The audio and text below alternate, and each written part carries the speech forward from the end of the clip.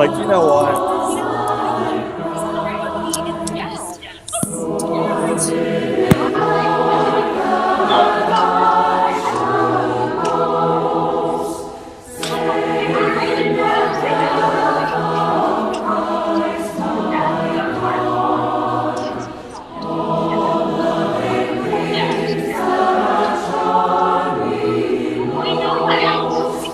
I sacrifice them.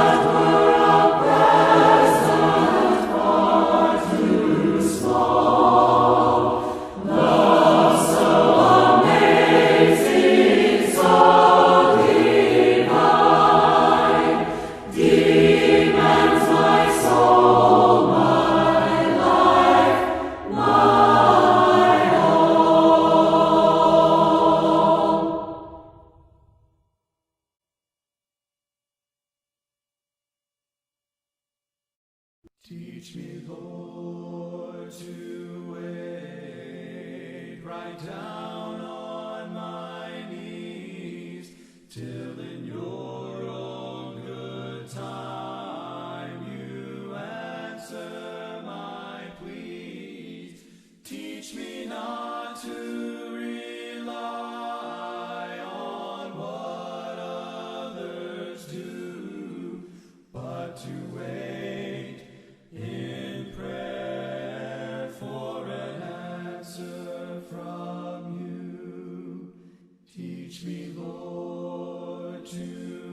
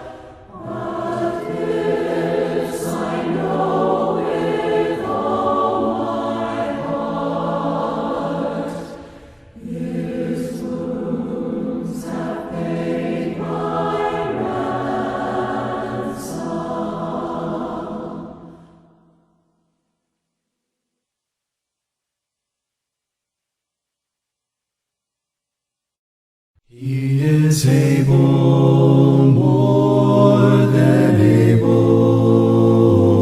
to accomplish what concerns me today. He is able, more than able, to handle anything that comes my way. He is able, more than able, to do much more than I could ever dream. He is able, more than able, to make me what He wants me to be. He is able, more than able, to accomplish what concerns me today. He is able, more than able, to handle anything that comes my way. He is able, more than able, to do much more than I could ever dream. He is able, more than able, to make me what He wants me to be. Hey, Matt, they just gave us the signal. That means we are live. Excellent. I'm looking forward to being live. Well, somebody texted me earlier and said, your microphones are on. And those people who were picked up, they were not happy about being live. No, actually, I plugged the microphones in right after we got done talking. So don't worry. None of that stuff you said made it out there. It won't get around. It won't get around. Get around. Oh, that's a Beach Boys song. It is. It is. All right. So thank y'all for joining us. Tonight, we're going to continue our study in the Song of Songs or Song of Solomon, depending on your translation. Sorry we could not be here last week. There was snow coming in. There was still snow on the ground. And so we decided that it would be best just to put this off so that we could come back together as we have made our custom on Wednesday night to talk more about this very interesting book. Indeed. Although before we do, Clay, why don't you tell us a little bit about how your day's gone today? Well, so whenever we sit around the table, yes, to eat supper, I usually start out and I'll say, okay, who wants to talk about their day? And one particular lady who happens to be my oldest daughter will start raising her hand and go, ooh, ooh, ooh, ooh, ooh, ooh, ooh, ooh. But she's so shy and retiring. Oh, you would think. So she'll start out and say, okay, well, I woke up at 6:15 and I came downstairs, and she just rolls through the whole day. I'll save you from all of that. Okay. Last night, Lily came downstairs, not in her usual boisterous mode. And she said she's been really considering and thinking very, very much about being baptized. And I talked to her. She had talked to her mom quite a bit. And I talked to her, and she gave a very mature answer. That's something that with kids, particularly kids raised in the church, are seeing this. They might ask when they're 5 years old. And, I question my kids. Yep. When they were young. Yep. You've done the same. I've had many conversations with one of my kids in particular. Yeah. And they don't give very mature, well thought out answers. My friends want to get baptized. Yeah. I want to make God happy, that kind of stuff. Right. And I thought she gave a very mature answer. And so tonight, with those that have meant so much to us and mean so much to us, Lily was baptized into Christ, and for that we do rejoice. Amen. We're rejoicing with the angels in heaven, and we are giving the devil a big fat raspberry, because that's what we do. That's right. Well,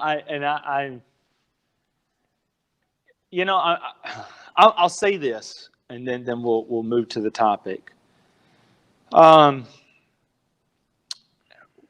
When one of your children is baptized, whether you're doing it or not, it's kind of a privilege that I think parents should have. And I have not baptized anybody's kids. I encourage them to do it, the dad to do it. When one of your kids is baptized, it's a challenge to me as a father, as an adult Christian, to really examine where I'm at in my own walk of faith, to make sure that I still have that new Christian zeal, and that I have that desire to walk faithfully, to have that newbie hope, if I can put it that way. Right. And so as I kind of thought about that today, just doing my drive around, that's what really weighed on my mind. And so Absolutely. I'd appreciate y'all to please pray for Lily, pray for us as her parents, and for us as her church family, to strengthen and encourage her as she begins this new walk of faith. And let's be thanking God, too, for his Right. salvation of yet another soul and adding someone else to the body of his son. That's right. Thank y'all. Wow, Matt, we got a lot of folks that have already tuned in and logged in and are watching. They're telling us, I think we're finally getting them trained to tell us that they're watching. Thank y'all. We will get to everybody in just a few minutes and do the roll call. Everybody loves roll call. They do. If you're watching us and you're not a member of the Jackson Heights congregation, would you do me a little favor? Let us know where you're watching from. I think we've got one person on here that I think is up in Indiana, if I'm not mistaken, or Illinois. Couldn't tell you. I feel like it's on the tip of my tongue. I feel like I should know where they're from. So let us know where you're from and where you're watching from. We would greatly appreciate that. Also, and don't make any jokes, there's a share button if you're watching us on Facebook. The infamous share joke. Yes. Please hit that share button. Let folks know what you're watching tonight. The Bible study the kind of Bible study we engage in here at Jackson Heights. Like I told somebody the other day, raw is real. We are. And we just try to keep it real. And notice that there is absolutely nothing in the Bible that is off limits either. That's right. And all this is the Word of God. That's right. And so we're going to be talking about a very real topic tonight, one that affects a lot of folks, and that is sexual intimacy, particularly in marriage. Yes. And how do we teach that? Because I want to tell you, Matt, if you talk to a lot of people in the world, they think God and sex and the Bible just are not compatible with each other. That is the truth. I mean, the idea I think that people have is that if you're a Christian, then that means you're like the church lady on Saturday Night Live, and you just sit there with your mouth all pursed up, and you disapprove of everything, especially sex. Right. And that, I think, underlies the idea that if you're a Christian, then that means you just have to go through life joylessly, and anything that is enjoyable is not for you. Mm-hmm. Whereas what the Bible actually teaches us is that God gives us all things richly to enjoy. That's right. That's right. And especially as we think about and approach the Song of Solomon, here we have a couple, a man and a woman, the Shulamite and Solomon. That's the direction we're going with it. Here is a celebration of their love and their desire for sexual intimacy. Now, it's not raunchy. It's not as straightforward as perhaps we would read in a modern text, but it does have that poetic flair. Yes. And the metaphor that we see all the way through. It's tasteful, but at the same time, it leaves you in no doubt of what it's talking about or how the participants feel about this. That's right. Okay.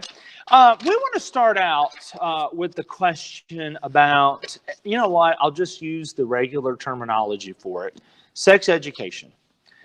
Because one of the things that is here is particularly focusing from the female perspective. And in fact, if you're reading the Song of Solomon, and I have the English Standard here, and it will tell you who they believe is speaking. Does the CSB do that as well? CSB does the same. If you have a translation that does that, it's very helpful. Yep. Go through and just look who speaks the most. It's not Solomon. Nope. It's the woman. She is doing the majority of the speaking. She is doing the majority of the anticipation of the marriage bed. She's doing the majority of talking about how beautiful and lovely Yes. and delightful her husband is. Absolutely.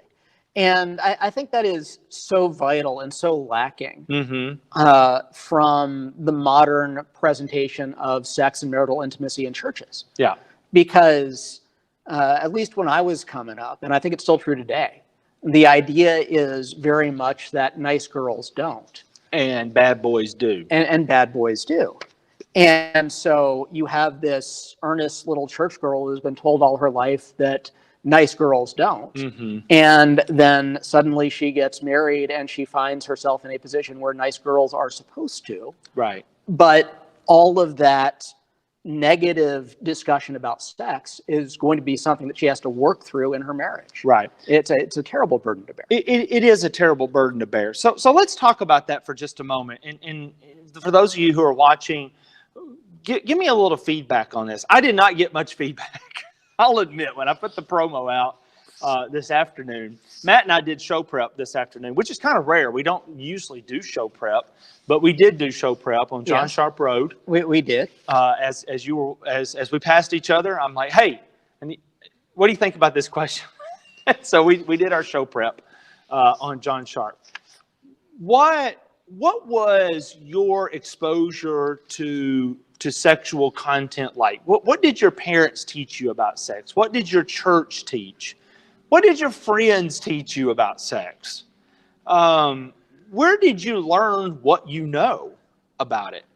Because as we were talking before, we kind of had a little bit of a different experience on this. We did. Now, for those who may not know, and keep telling me who's watching, we'll come to roll call in a minute.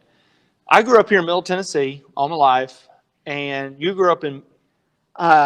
From about 10 up, I lived in Missouri. In Missouri. So we're close, but it's still kind of a different experience. Yeah, and I grew up in a college town, too, where the culture was not at all like the rest of the state. Right. But in terms of what my exposure growing up was, my parents were wonderful, godly people. But if I had to identify their single biggest failure in training me and preparing me for life, it would be that. Okay. Because neither one of them said word one to me about sex the whole time I was growing up. Right. Church wasn't much different. That all I got there was adultery is bad, fornication was bad. Right. And that meant that essentially everything I learned about sex and sexuality growing up came from worldly sources. Okay. It came from my so knowledgeable and wise friends at school. It came from books. It came from movies. It came from TV. It came from the internet. Right. The internet? Yeah. You had that as a kid? Well, I am at the very bleeding edge of the internet generation, because I'm about 3 years younger than you are. They had a computer lab at school that was hooked up to Netscape. Oh, wow. Netscape. So, yeah. Well, I mean, and I think that's going to be the experience of a lot of folks. And I know my folks are watching, and I'm not trying to throw them under the bus, but I don't remember much. Now, that could just be me, because Shelley says you don't remember anything. But I don't remember much. And I should say this real quick for the audience. I know there's a lot of people watching that have my phone number.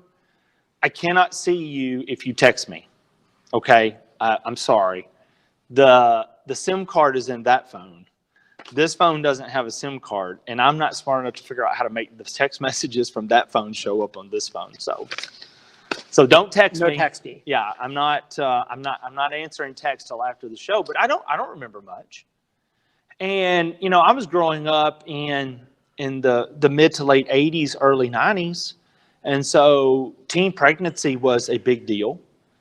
And so all the teaching was geared around preventing teen pregnancy.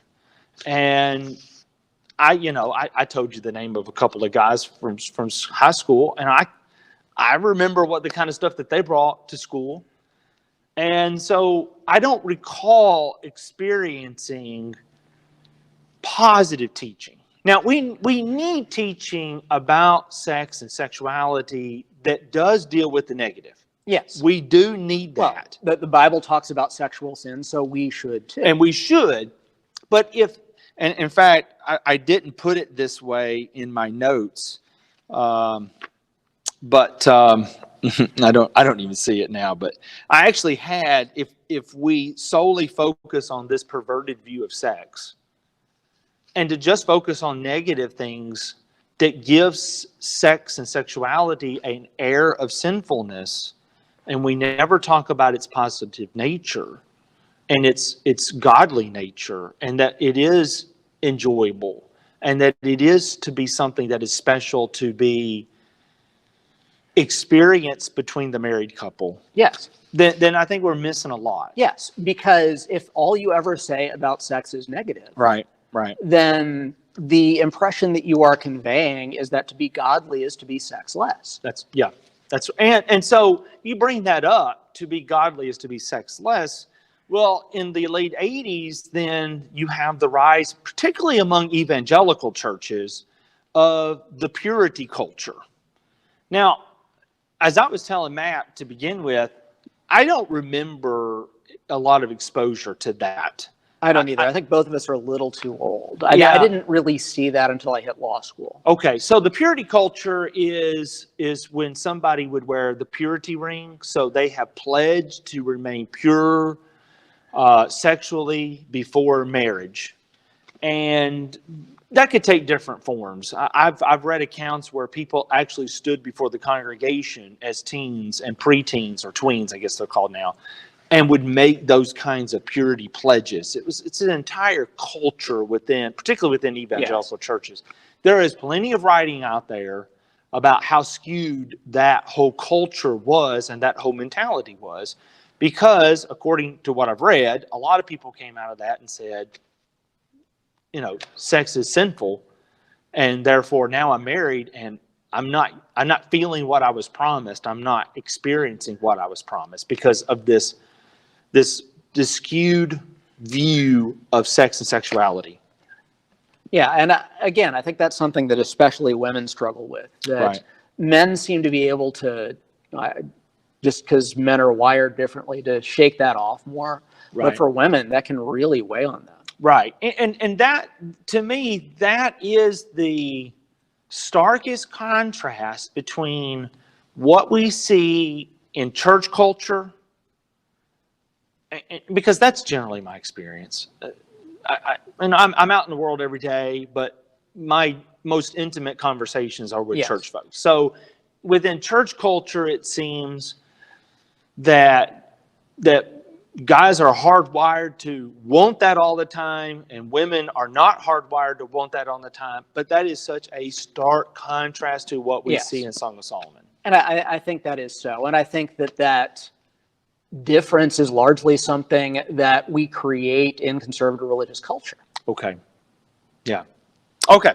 Let's turn to roll call real quick. Let's see. Now my list starts off and says Dave is watching and Jane is watching and 15 other people are watching. Okay. So Dave, family, thanks. Janie, thanks. 15 other people, thank you for watching. 1 through 15. That's right. Tammy's watching and Rachel and Lauren's watching. Hey, we actually do have a live audience today. Other than the tech guys in the booth. Yes. Who we could never do this without Josh and Chris back there. And I think Isaac's back there too. Yes, he is. Yeah. And they are wonderful and they're indispensable. They are. Ashley's watching and Carolyn is watching and Lynn and Angela and Kelsey. The Watsons are watching. David and Kelsey both. Joni Shively is watching. And let's see, Tim is watching, and Lauren and the Swells are watching.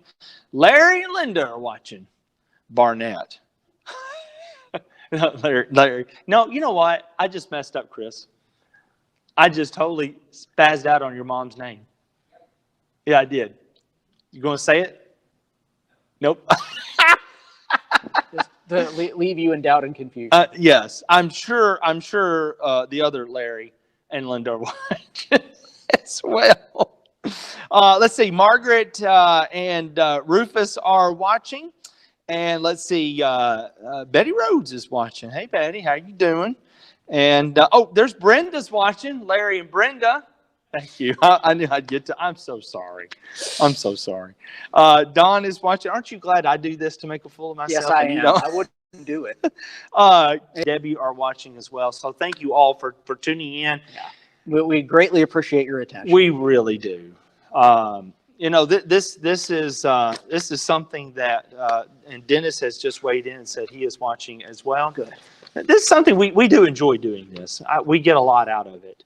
And I hope that you do too. We have a fun time, but I hope that we have very serious discussions about weighty Bible topics that need to be mentioned. This is certainly one of those. Right. And I know Ray and Ginger are watching, Dad and Ginger are watching because Dad texted me earlier and said your mics are on.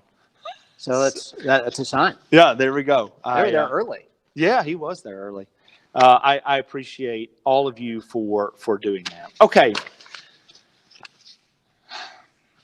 We've kind of delved into how sexuality, sex and sexuality is generally handled, generally taught within a familial context and within church context. Letting the devil control the messaging.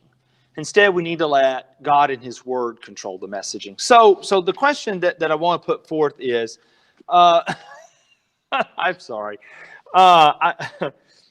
I love you. You know I love you. I've loved you for a long time. Rick and I worked together many, many moons ago.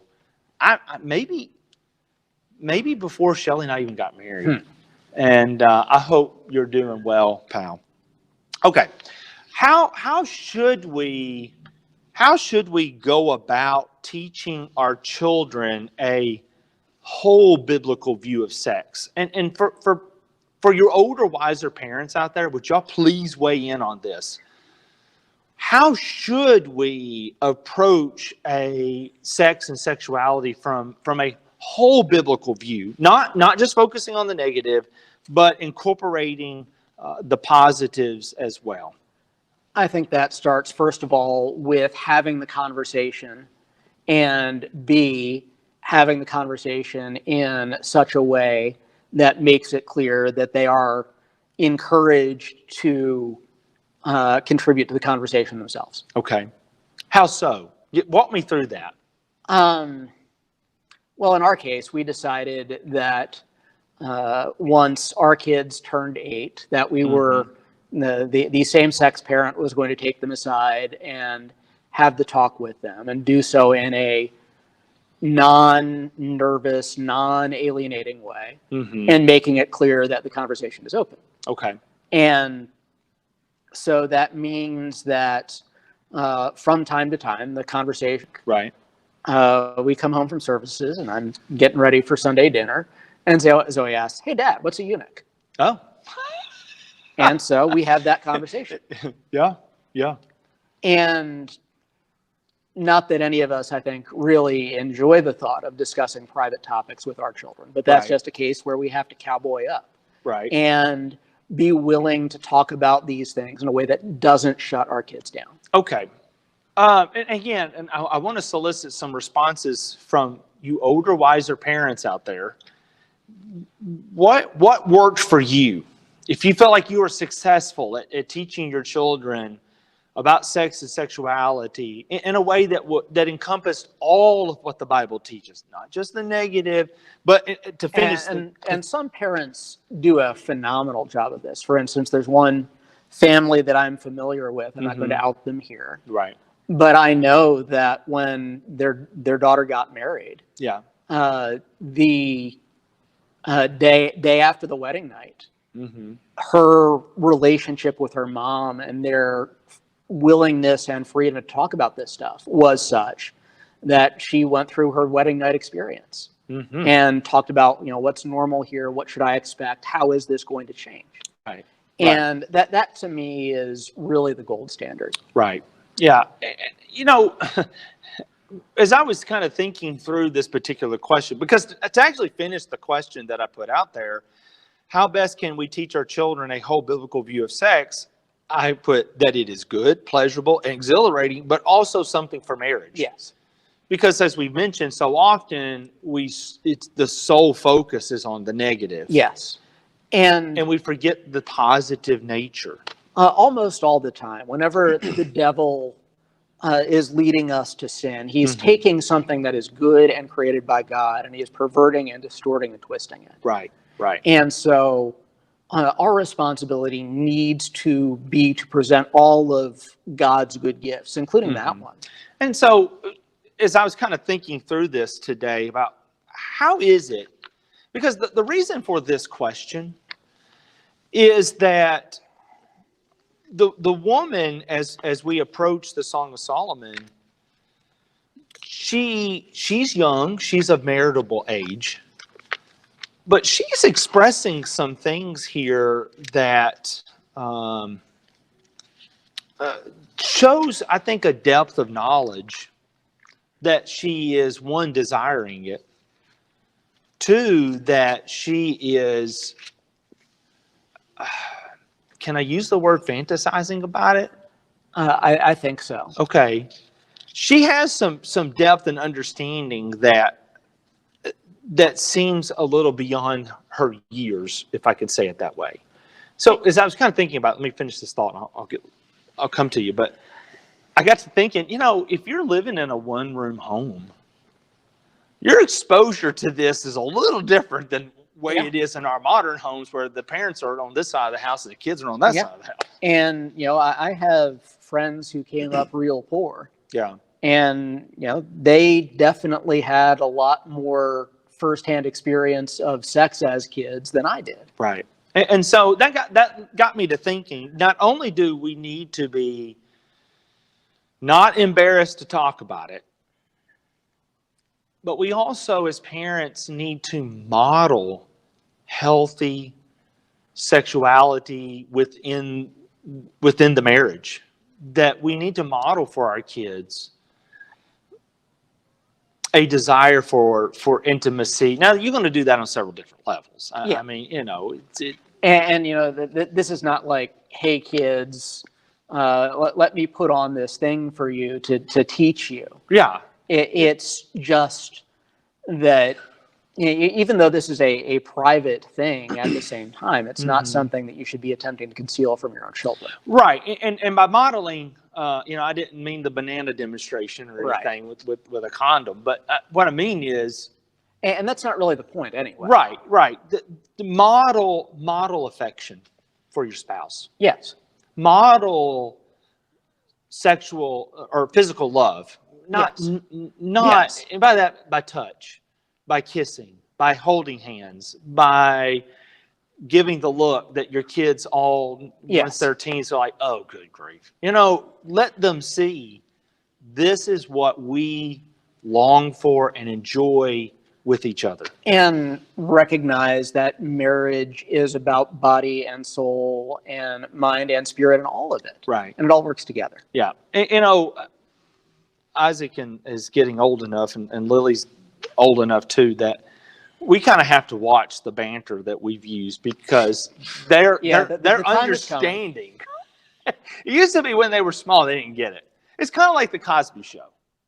I grew up in an era where Thursday nights was must-see TV, and I would watch the Cosby Show, and my parents would laugh, and I'd be like, that wasn't even funny. And then I would laugh, and they wouldn't laugh. And then I got older, and I got me some kids, and I got married. I was married, and then we watched the Cosby Show, and I'm like, whoa! I can't believe that's what they were talking. It's just, we need that in our marriage to model for our children what love really looks like. Because I think we should ask ourselves a question as dads, and we have a mom in the room, so mom, you need to ask yourself as a mom, do I want my daughters to marry someone like me? Do you want your son to marry somebody like you? Do we want them to have a marriage like us? And we need to be modeling for them what a godly marriage looks like, particularly from this vantage point of sex and sexuality, Because as you get to looking at what all is written in the Bible, particularly in the wisdom literature about marriage, I won't say all of it, but the majority of it is about sexual intimacy. It's amazing how much you don't read anything about how to communicate, about how to have quality time. I told Shelley, I said, so much of what we read. Well, there's don't nag. In Yeah, Proverbs. okay, I know there's no don't nag. In fact, actually, that proverb is repeated like 3 times. Yes. Hint, hint. Yeah. I was telling Shelley earlier as we were talking this out, I said, so much of what you see about marital advice is female-centric. Thank you. I have a female shaking her head. Yes. Yeah, it's about how to communicate. Guys don't communicate. That's right. We don't. That's not our deal. I grunt. Oh, yeah. Whatever. It's how to communicate, how to have quality time. We have to be trained on how to have quality time. That's just not our deal. But as I was telling Matt earlier, every marriage counseling that I've had to deal with involves sex. Whether it was a lack of sex or seeking sex outside of marriage, but it always involves sex. And maybe some of the marriage advice that we start giving deals with sex and sexuality because that's what the scriptures deal with. And we need to be showing our children what this looks like. So hopefully they don't grow up and find themselves in a godly marriage in all aspects except within the marriage bed. And the problem there is that if you have this hypothetical marriage that is godly in all aspects except the marriage bed, then over time the problems there are going to erode everything else. Right. It's again back to this whole body aspect of Christianity that I keep on talking about. Right. That where is your marriage with your body? Where is your body with your marriage? Right. And if the answer is not good there, right, then you can be sure that other problems are going to show up too. That's right. Hey, I'm going to ask you guys in the booth real quick. Are we frozen? Is the stream frozen? Yes? No? What? Oh, okay. All right. Okay. Because it's just frozen on my monitor up here. So we're good. Okay. I just wanted to double check that. Okay. So let me throw out what time we got there. About halfway down. Let's look at the text. So we've done a lot talking around it and referencing it 2 weeks ago quite a bit. Why do you think the woman is so passionately longing for Solomon, for the man, which defies the stereotype, at least within modern America, or at least within the church, that she's the one who is initiating this desire? There is a lot of pursuing the man all the way through Song of Solomon. Right. And I think the obvious answer in Song of Songs chapter 1 is she's doing this because this is what she wants. This is the God-given desire that is within her. Okay. I mean, just look at what she says in verses 2 through 4.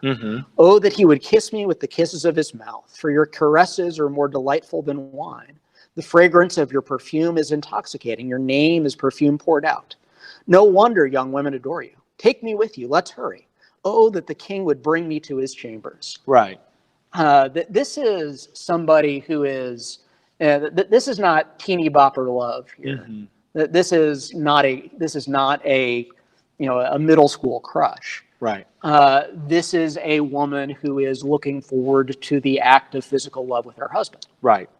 And so she has this intense desire and passion for that. And in fact, that's the thread all the way through.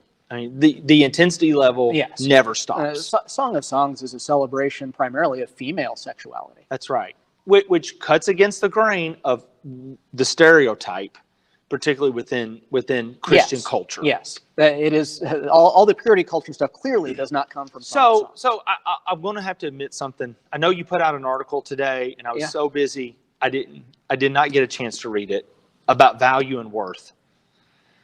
Was that today? Or yesterday. Was that yesterday? Okay. I still haven't got to read it yet, but I will. But it made me think when I saw that pop up in my email, it made me think about verse 5. She begins to describe herself. Can you read verse 5 there? Sure. Maybe even go all the way down through at least the first part of 6. I'll do all the way down through 7. There's something Okay. interesting in 7 too. Sure. Daughters of Jerusalem, I am dark like the tents of Kedar, yet lovely like the curtains of Solomon. Do not stare at me because I am dark, for the sun has gazed on me. My mother's sons were angry with me. They made me take care of the vineyards. I have not taken care of my own vineyard. Right. Tell me, you whom I love, where do you pasture your sheep? Where do you let them rest at noon? Why should I be like one who veils herself beside the flocks of your companions? Okay, so at the very outset, she begins to describe herself. Yes. Now she says, "Look, I'm not perfect.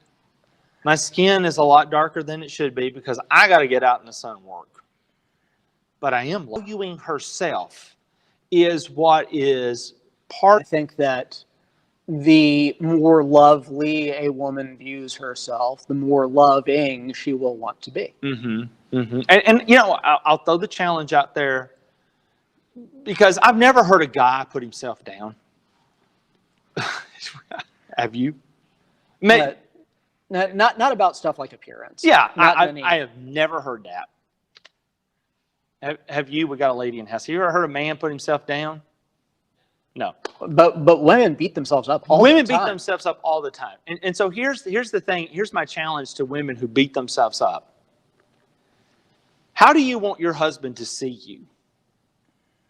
Do you want him to see you with eyes that says, I love her, she is beautiful, she's my woman, I want her? Or do you want him to see you the way you talk about yourself?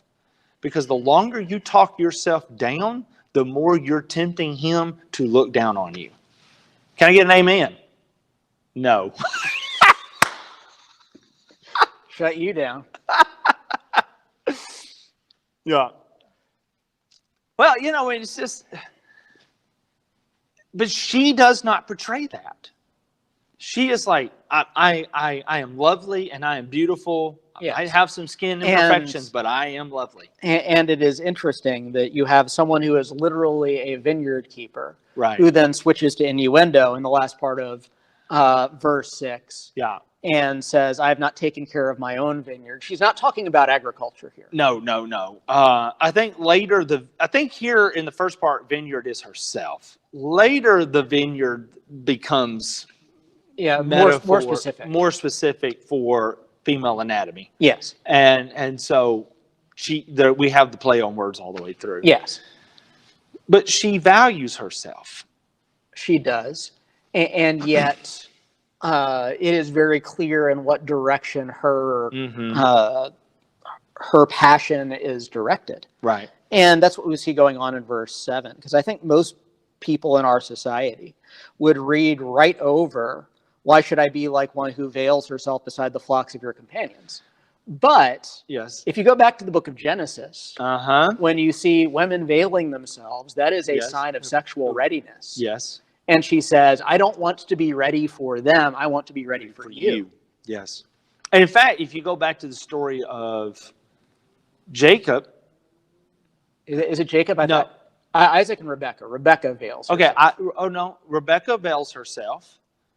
Tamar veils herself. Tamar veils herself as prostitute. What, does Ruth veil herself? I think she might. Maybe we need to bring up Ruth if we get any extra time, but not looking likely. But yeah, well, I mean, extra time as we work our way through. There's actually a lot in common between Ruth and Song of Solomon. They feel very similar. Yes. Okay. Have we lost the feed altogether? Okay. If y'all are joining us on another feed, sorry that feed failed. We were having some interruptions tonight, and I think it just shut itself down, but has restarted. Yeah, the gremlins are at war back there. Yeah, but thank you for joining us again, and I'll be back to monitoring that in just a moment, because I do have one question here that I think we need to hone in on, because Yeah. one of the things that we see in the Song of Solomon is that it is a marriage song. Yes. We do have a marriage. Now you mentioned in our introduction, and I think in our show prep today, as funny as it was to do it there in the middle of the road. Yes. We don't have to read this in a chronological format. No. That it's building up to the marriage. It's just a collection of songs. We know they're married. They're anticipating marriage. Then they're married. Then we see them anticipating again. Yes. So is it pre-marriage, after marriage? We don't have to read it chronologically. It's looking at the same thing from different angles. From different angles. So this is a marriage song. So the question that I think we need to put out there: what role does desire for and delight in sexual intimacy with one spouse, what role does that play in strengthening the bond of marriage?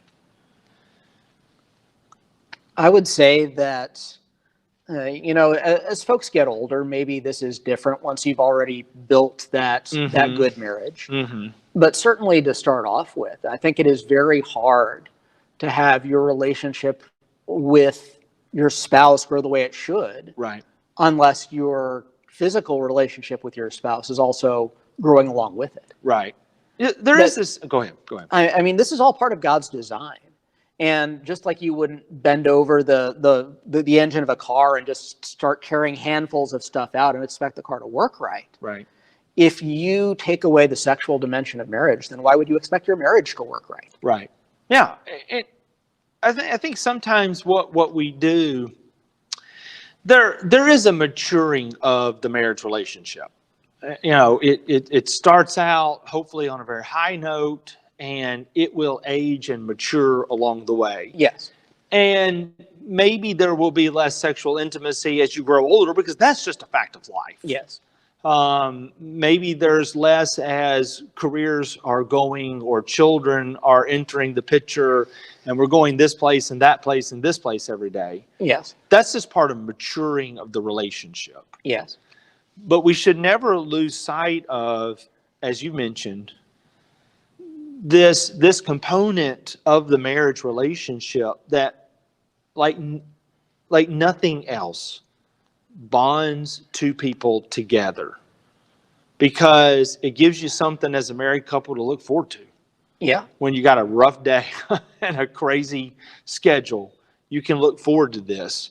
You find comfort here in the arms of your spouse like you can't find anywhere else. Well, it's a moment of honesty. It's a moment of vulnerability. It's a moment of tenderness. It's a moment of togetherness. Right. And that I think is so much of what the worldly portrayal of sex misses out on. Mm-hmm. Because if you look at it in Hollywood, then Hollywood sex is all about body parts. Right. And obviously that is true, but as marriage ripens, I think that we find that it becomes just the tip of the iceberg. Right. And in fact, when you get over to 1 Corinthians chapter 7, and I know we're going into the New Testament, but Paul has a lot of instructions here about marriage. In fact, the entire chapter is about marriage. And he talks about how the woman is supposed to give herself to the man, but the man is supposed to give himself to the woman. That we're not supposed to withhold from the other what the other wants. Yes. In the sexual relationship.